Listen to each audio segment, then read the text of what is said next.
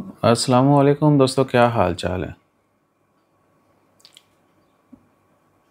ये कमेंट है जी, साजिद परवेज साहब, बगैर रिलैक्स लैग के साउथ कोरिया के वीज़ा की information and cost. South Korea के वीज़ा की इंफॉर्मेशन और कॉस्ट जो है आपको उनकी एम्बेसी से मिल जाएगी।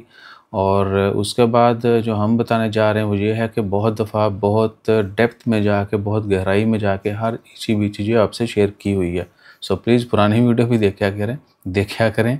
और जनरल जो चीज़ें रिक्वायर्ड होती हैं वो आपके पास बैंक स्टेटमेंट होनी चाहिए, उसके मतलब भी बताया हुआ है आपको बैंक स्टेटमेंट जो है कैसे बननी है। उसके बाद एनओसी चाहिए, उसके बाद जो बाकी ट्रैवल डॉक्यूमेंट्स हैं आपके वो वैलिड होने चाहिए। और हर मुल्क की 19-20 का फ़र्क होता है रिक्वायरमेंट का, वरना statement, NOC, flight, hotel booking और आपके जो ट्रैवल डॉक्यूमेंट, पासपोर्ट, बताके की कॉपी, पिक्चर, ये सब नॉर्मल है। नहीं, ये सारी चीज़ें चाहिए ही होती हैं। और स्टेटमेंट थोड़ा सा बता दें कि आपके अकाउंट में हर महीने आपकी कंपनी से सैलरी आनी चाहिए, जहाँ पे भी काम करते हैं उनकी तरफ से सैलरी आनी चाहिए। साथ मैसेज जो आता है आपको और जो पैसा आता है उसके साथ सैलरी लिखा होना चाहिए। ये नहीं कि फ़लाँ ने फ़लाँ को ट्रांसफ़र किए, और ऐसा सैलरी आने चाहिए। उसमें से फिर आपने अपने थोड़े बहुत जो खर्चे हैं वो करने हैं, और आस्ता आस्ता हर महीने जो है अपनी स्टेटमेंट को बढ़ाना है। बाकी 19-21 का फ़र्क होता है। कुछ मुल्कों की रिक्वायरमेंट्स है, जैसा कोरिया ने भी कर दिया जी कि आपके पास जो है ओमान का अगर दूसरा वीज़ा है तो आप अप्लाई कर सकते हैं। इसके अलावा हर मुल्क का वीज़ा अप्लाई करने के लिए अप्लाई का तो प्रोसीजर बहुत सिंपल है, हर कोई कर सकता है। बेशक आपके डॉक्यूमेंट्स अपने हों या जुगाड़ किया हो, ठीक है ना। क्योंकि अगर किसी के पास कुछ भी नहीं है या कुछ कमी पेशी है तो उसका जुगाड़ भी करना पड़ता है। उसके लिए फिर आप, ठीक है जी, तो उस करने के बाद फिर आपने अपनी फ़ाइल जो जमा करवानी है।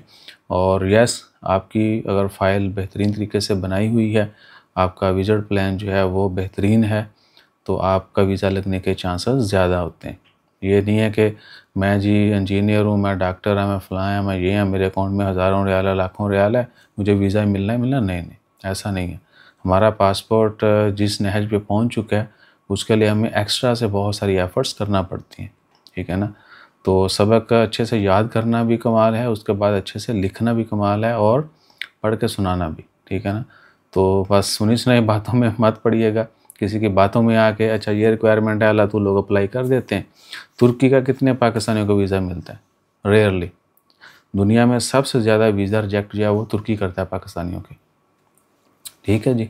सो कोशिश करें कि जो भी आपने डॉक्यूमेंट्स बनाने हैं वो टू द पॉइंट होने चाहिए, किसी चीज़ की ज़्यादती या कमी नहीं होनी चाहिए। जो ओवर स्मार्ट होते हैं उनको भी फिर खल्ले फेंक देने, ठीक है ना। तो ज़्यादा शानेबाज़ी करेंगे तो भी आप पकड़े जाएंगे, ज़्यादा मासूम बनेंगे तो भी पकड़े जाएंगे। अल्लाह तवक्कल चलेंगे तो वो भी देख लें। लोग बहुत सारे कहते हैं अच्छा छोटी सी मिस्टेक है अल्लाह खैर करेगा। भैया अल्लाह ताला ने तो हर किसी के लिए खैर करनी है, लेकिन जहाँ पर जो मकसद के लिए आप जो भी काम है जो करने जा रहे हैं, जो उसकी रिक्वायरमेंट है वो भी तो पूरी करें ना, अल्लाह ताला फिर ही खैर करेगा। अब ज़हन में जो है ना एक अजीब सा, खैर वो इधर नहीं बताएंगे, थोड़ा वल्गर हो जाएगा उसका। जो मिले तो मुझे याद करवाइएगा कि जो वीज़ा रिक्वायरमेंट के हवाले से गंदा लतीफ़ा सुना दें। बहरहाल अपना ख्याल रखें, दुआ में याद रखें। कोई भी हेल्प चाहिए हो तो हमारा ऑफ़िस विज़िट कर लें, हमसे मिल लें, आपकी जो भी ज़रूरत होगी वो पूरी कर दी जाएगी। और बाकी डिटेल कमेंट किया करें।